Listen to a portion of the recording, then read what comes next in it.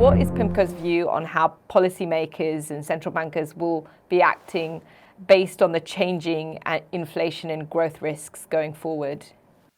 Yeah, well, Tina, I think the strategy by central banks at the moment is to shoot at inflation first and then ask questions about growth later. And the simple reason is that, inflation here in the US is running at close to 8% on the headline measure, likely to move higher in the near term.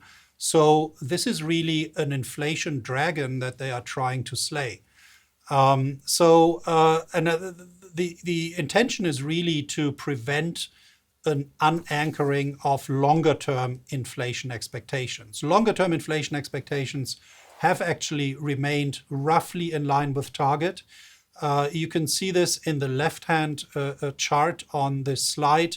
This shows a measure, the Fed's preferred measure of inflation expectations. It weighs together survey measures and market-based measures. You can see how we've had a very sharp run-up in those longer-term inflation expectations from the bottom during the pandemic recession. But we're still only back to normal levels that we had during the first 10 years of this century. But again, the intention is to prevent a further rise in those longer-term inflation expectations. Now, how do you do this? Well, you do it by being aggressive. This is what Jay Powell and his colleagues on the FOMC have been telling us.